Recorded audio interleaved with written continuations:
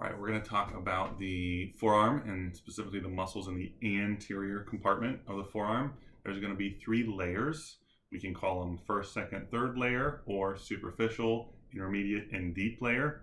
First layer has 4 muscles, second layer has 1 muscle, and third layer, or the deepest layer, has 3 muscles. An easy way to remember that is 4 minus 1 equals 3.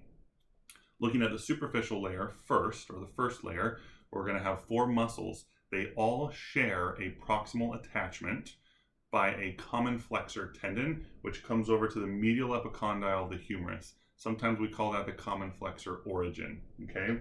So you can kind of lay your fingers like this, and we work through the pronator teres, flexor carpi radialis, palmaris longus, and then most medially would be the flexor carpi ulnaris. So starting with that pronator teres, we have it pronates, obviously, and the word teres comes from it being long and kind of round. We have an ulnar head that comes from the cornoid process of the ulna, and we have a humeral head that comes from that common flexor origin of the medial epicondyle of the humerus. Okay, wraps around on the radius, this lateral surface right here, and pronates the forearm. Okay, it can also help with flexion of the forearm at the elbow joint. The next muscle is going to be the flexor carpi radialis. Flexor is the action, carpi it crosses the wrist joint, radialis it's on the radial side. So it comes from that medial epicondyle of the humerus all the way down to the bases of the second and third metacarpal bone, okay? So second and third metacarpal bone. Its action is going to be to flex the hand at the wrist joint and to abduct the hand at the wrist joint, which we can also call radial deviation. Then we have a palmaris longus, okay? And if you kind of make this opposition, you might see the tendon pop. Not everyone has the palmaris longus, but it comes from that medial epicondyle of the humerus again, all the way down to the distal portion of the flexor retinaculum and our palmar aponeurosis, okay? Its action is to flex the hand at the wrist joint. It also tenses that palmar aponeurosis, okay? Now, all 3 of these muscles that we just talked about, right, pronator teres, flexor carpi radialis, and palmaris longus, are innervated by the median nerve, which has contributions from C6, C7, C8, and T1. When we get to that flexor carpi ulnaris, the most medial muscle, it is actually innervated by the ulnar nerve. So think ulnaris, ulnar nerve, okay?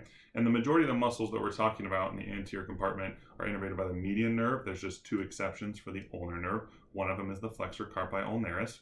It has the humeral head coming from the medial epicondyle of the humerus and also has an ulnar head that attaches actually to the olecranon of the ulna.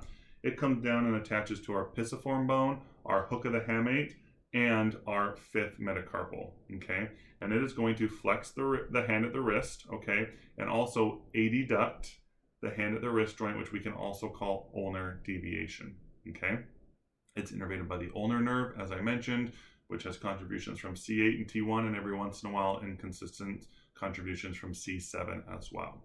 So there's our superficial layer. Now we go a little deeper to the intermediate layer where we have 1 muscle, and that is the flexor digitorum superficialis.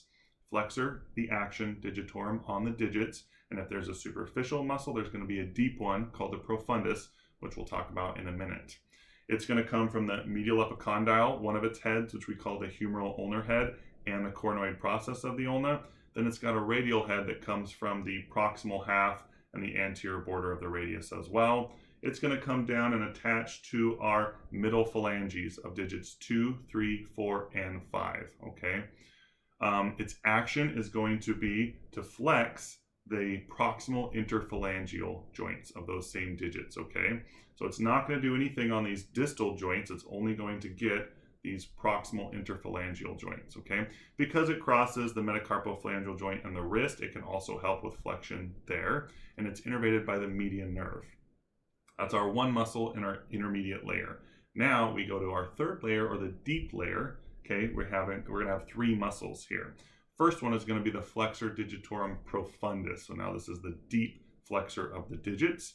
And if you think about it like that, it goes all the way and attaches to the distal phalanges. Okay, now its more proximal attachment is just from the medial and anterior surfaces of the ulna and that interosseous membrane between the ulna and the radius. Okay, but its distal attachment is going to be those distal phalanges. Okay, so now we're going to get flexion of the distal interphalangeal joint, okay?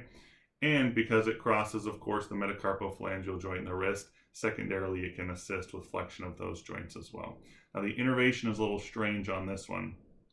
The flexor digitorum profundus muscle that goes to the second and third digit is going to be innervated by the median nerve, and more specifically the anterior interosseous branch of the median nerve.